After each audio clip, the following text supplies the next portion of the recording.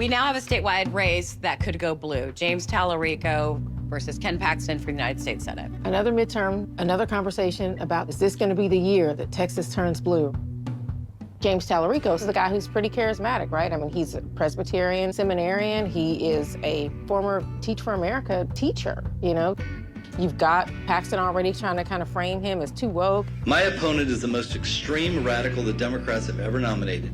Tallarico's actually going to be very hard to attack, which is why they're saying things like, you know, he doesn't eat meat. Some people know him as Tofu Tallarico.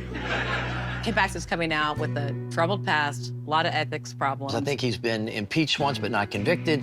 He's been indicted but not found guilty. He's got like 7 lives. And you got a guy like Tallarico that by all means his history should not be within striking distance. That's dead even. That means you got a real race. Laredo, before we end tonight, I just want to talk about what happened yesterday in Maine. In El Paso, I talked about Lorenzo Salgado. And then just 2 days later, it happened again. A 3-year-old girl watched ICE murder her father. Jesus says, "Blessed are you who weep." So if your heart is breaking as you watch what's happening to our beloved country, it means you still have a heart.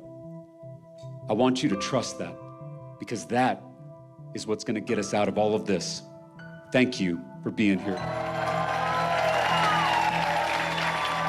The Republicans have done a good job of taking this big banner of faith, family, and country. Yeah. And Democrats have been fighting to get all 3 of those things back. Yeah. And I really wanted to talk about the role that faith plays and why it's important.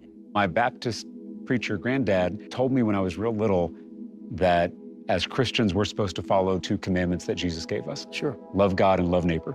You know, part of my faith teaches me that every person is a child of God. And I think that teaching to love your enemy is the key to saving the American experiment. You're on an immigration tour. That's Can you right. tell me a little bit about what you're thinking about immigration and how the people of Texas are thinking about this right now? Yeah, we laid out my plan for common sense border security because we've seen extremism in both political parties. Yeah. And what most Texans want is they want to secure the border. They want an orderly process to know who's coming into the country. That is a reasonable thing to ask for. And they also want a pathway for those who have been here for years and decades to come out of the shadows. Yeah. And that's what we don't have right now. We had a bipartisan group of local sheriffs and local elected officials who were all endorsing my common sense border security plan. You did something very interesting tonight. You started talking about Ken Paxton. I have a legislative record. Ken Paxton has a criminal record. That's the difference in this race. And you talked about corruption. Yeah. For 50 years, mega donors and their puppet politicians like Ken Paxton have been stealing from us. Our leaders are giving tax breaks to the wealthiest people in this country at our expense.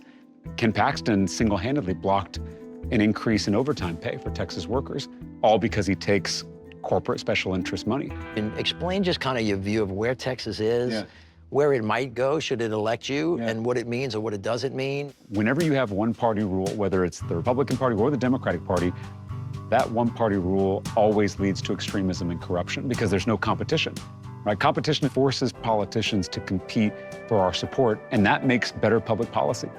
My party talks about turning Texas blue. The Republicans talk about keeping Texas red. I honestly think the best color for Texas is purple. I think she would look great in purple. I want a mirror, not a piece of glass. We went 100 down the highway. It always feels like things are shifting here in Texas. I've been known to move a little fast. I'm a hunter for the real thing. They call it the borderlands because that border has not always been there. Probably no place in America whose destiny is not bound up more together